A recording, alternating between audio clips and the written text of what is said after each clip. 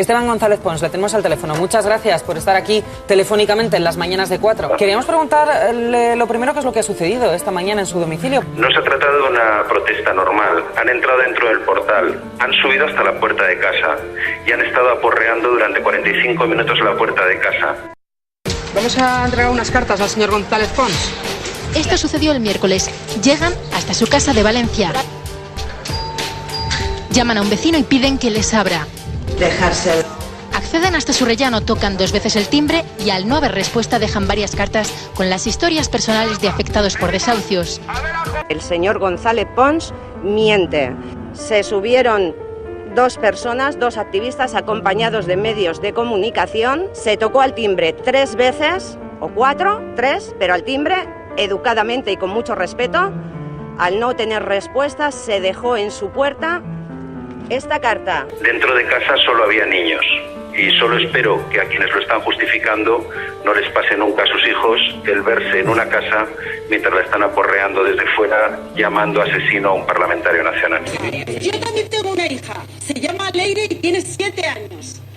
¿Algún diputado me ha querido escuchar? Ninguno. Si realmente es cierto que solamente habían menores en el domicilio, pues la Fiscalía de Menores, si tiene que decir algo y tiene que pronunciarse, pues que lo haga, ¿no? Y si es... Desde la plataforma insisten en que en todo momento se trató de una acción pacífica y aseguran que González Pons solo busca criminalizar el movimiento. Vamos a denunciarle por calumnias y por injurias. Como parlamentario nacional tengo que emitir un voto en las próximas semanas y creo que esta no es la forma de convencerme para que vote en un sentido o en otro. Más de 4 años, más de 400.000 ejecuciones hipotecarias, miles de vidas absolutamente destrozadas, una generación entera traumatizada que aunque cambiemos la ley tardarán años en recuperarse de meses y meses sin dormir, de problemas de angustia, de depresión, de intentos de suicidio, de todo tipo de trastornos, del sufrimiento de los niños. ¿Es violencia acudir a casa de un político, pegar carteles con su rostro y gritar o usar un megáfono para que se oiga bien lo que le están diciendo? No dejan a la calle, no dejan la letra. ¿Esto qué es?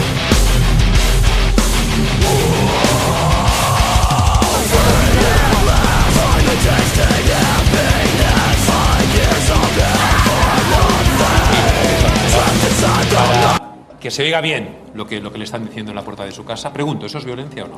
Eso es para intentar que cese la violencia y reclamar. Es decir, esto es que gritan las víctimas.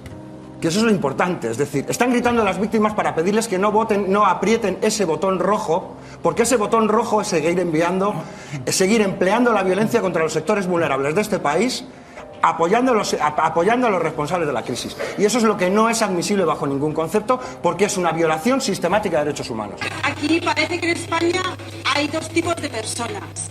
Personas como el diputado Pons, a que no se puede ir a molestar tocando el telefonillo, timbrando o intentando desechar una carta en el buzón de su domicilio particular, y personas como yo, a las que se pueden venir 18 guardias civiles a echarme a patadas de mi casa. Eso no es justo. Lo has explicado muy bien, Eva. No. Muy bien. Y van a votar que no, y ellos son los culpables. Y las instituciones